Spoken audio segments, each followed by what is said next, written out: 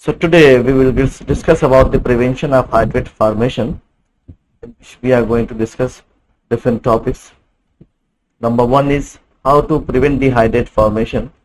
So there are three possibilities for that one. Number one, drying the natural gas.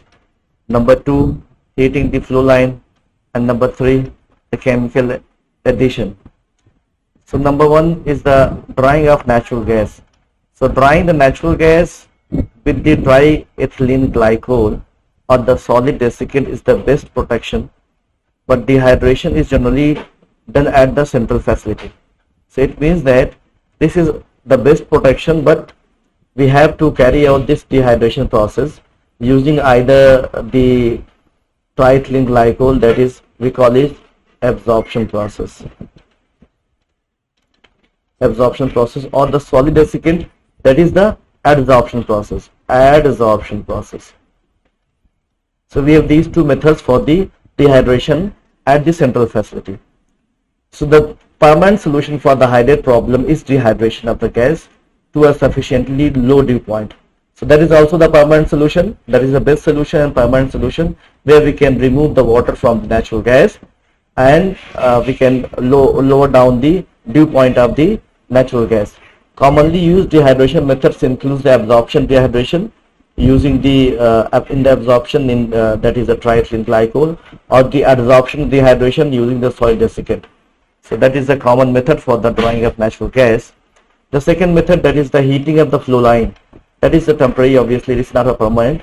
Heating of the flow line means to increase the temperature of the flow line so that no hydrate formation occur in the transportation. So heating the gas stream so that it becomes unsaturated. So that is the purpose. Basically at higher temperature there are very minimum chances for the hydrate formation, and maintaining the flow line and equipment at temperature above the hydrate points. That is the purpose. But for that thing you have to completely make the heating arrangement for the flow line. So it is used for the short gathering, means for the short distances. Because of the initial investment is modest, heaters operate with minimum attention, fuel is readily available at low cost.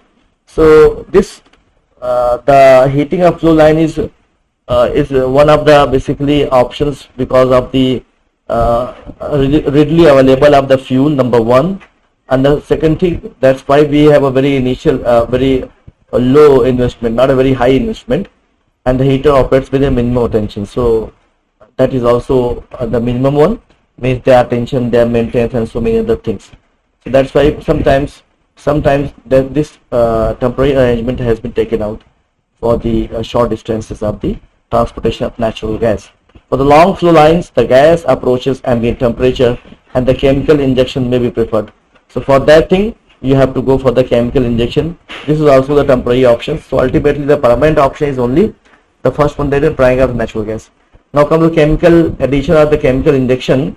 So in case where the liquid water is present and the flow lines and equipment cannot be maintained above hydrate temperature, you cannot make the temperature at high.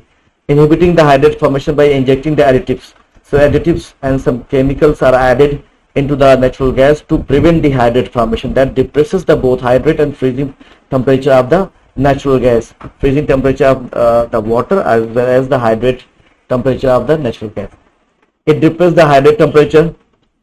Ammonia and brine were used in the past, so that is the most common material that has been used earlier. Nowadays glycol, methanols are used. In the glycol there are different types of the glycol, for example triethylene glycol, tetraethylene glycol.